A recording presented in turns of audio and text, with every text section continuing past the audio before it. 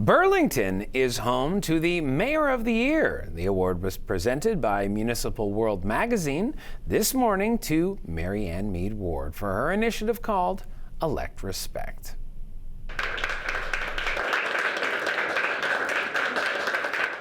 While this moment is certainly one to remember, other aspects of elected life have not been as memorable.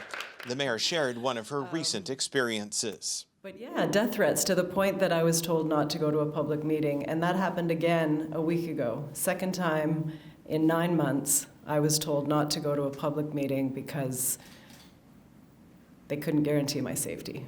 Amongst those who joined the ceremony were other current and former politicians, some with their own stories.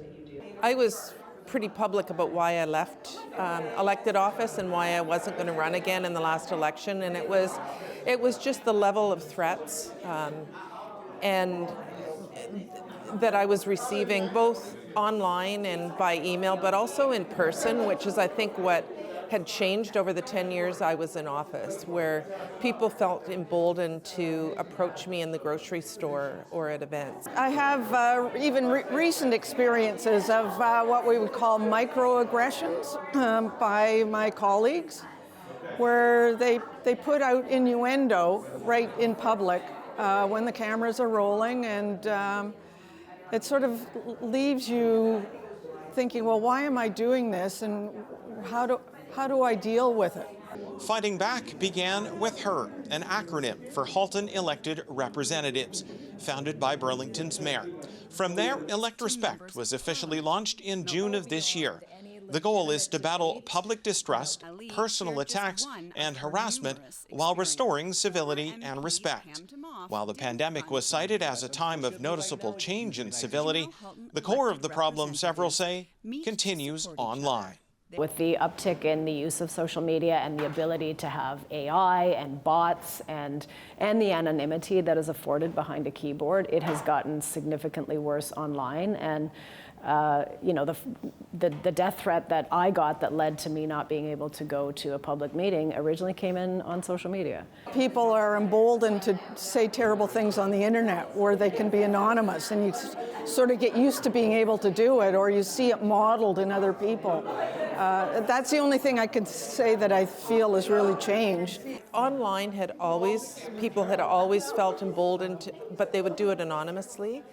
Something changed during the pandemic where people just became aggressively angry, and you see it not just against politicians, but healthcare workers. How many stores do you go into where there's zero tolerance signs? The way to change that behavior, the Elect Respect group is hoping, starts with this initiative. The whole Elect Respect movement is about treating each other with respect. We're going to disagree on policies, and we should, but we need to do it in a respectful way, and that's where I think, people taking this pledge, or the people who don't take the pledge, and what that says about the way that they want to treat each other says a lot. It legitimizes the whole thing, and it shines a greater focus onto what it is we're trying to do.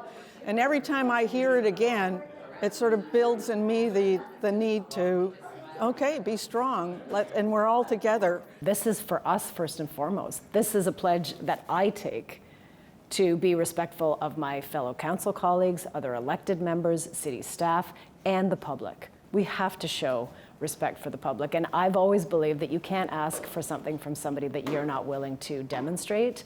So far, the momentum has taken the movement to over 200 elected officials, more than 450 citizens, and beyond 40 municipalities who have taken the pledge. The mayor is hopeful this recognition and article in the magazine, which is nationally available, will help to grow the Elect Respect movement, noting that council in Flin Flon, Manitoba recently adopted a resolution to join. Jason Trout for Halton News in Burlington.